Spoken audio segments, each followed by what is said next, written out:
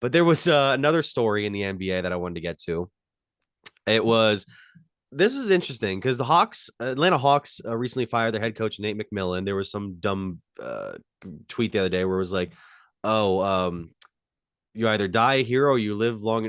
Something like he lived long enough to see himself become the McVillain, and all the replies are like, "Get out!" But the whole thing was now they're looking for a new head coach. Originally, I thought it's going to be a pretty simple, quick hiring of Quinn Snyder because there were reports that he was going to be in the mix. Obviously, a guy who has led the Utah Jazz to some success. But there might be a candidate that recently lost his job that might be a leading candidate as well. There was a report from Mark Stein that Ime Udoka, who was the head coach of the Boston Celtics last year before getting suspended for all the stuff that happened in the offseason, he might be the guy after he was replaced by Joe Mazzulla, who recently signed the contract extension, which we've talked about here on the show. And we have a clip up on our YouTube channel. You can check that out. I mean, it's not a great look in Atlanta right now. They're around 500 when this is a team that was in the conference finals, 2 years ago, and they've just been a Yeah. disappointment since. Trae Young just seems not happy there. You get rid of your coach. And I thought Snyder, who I forgot was an assistant coach under Mike Budenholzer when he was in Atlanta, um, has done well in Utah. And I personally would take him right now over Udoka, even though Udoka is the reigning Eastern Conference winning coach. I'd like to get your thoughts on that, though, because they're not the only two candidates here in this mix. I think the Udoka one is uh it's tough to argue for one side versus the other, Mitch. You mentioned it. This is a guy that just took the Celtics to the Eastern Conference Finals last year. On the flip side, was it really him? Because here they are now with one of the youngest head coaches in the NBA, and they're still the number one seed in the East.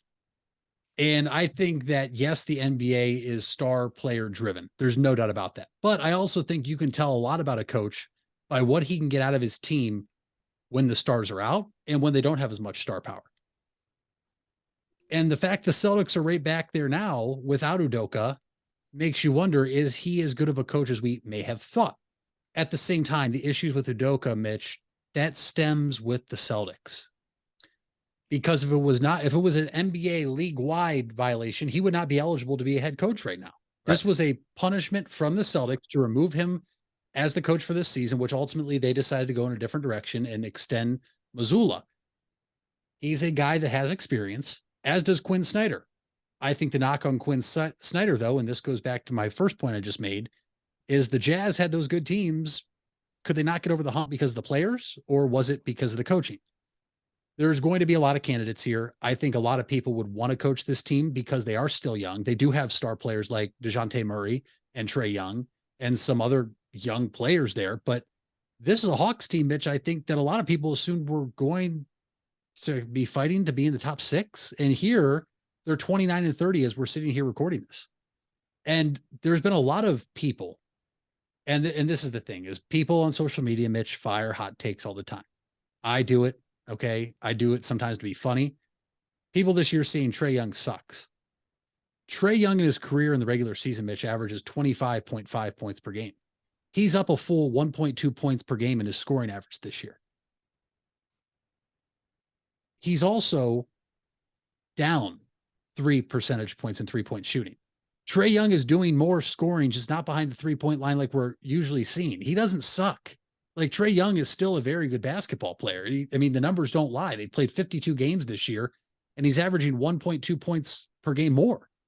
So I'm not going to sit here and say it's a Trae Young thing. I think that's ultimately why the Hawks decided to move off McMillan. You mentioned Trae Young doesn't seem happy. I'm sure that was also a thing. If Trae Young doesn't look happy to the viewers on the floor, what does he look like behind the scenes? What does he look like in practice? And if your franchise superstar isn't happy, Mitch, you're going to do whatever you can to make him happy.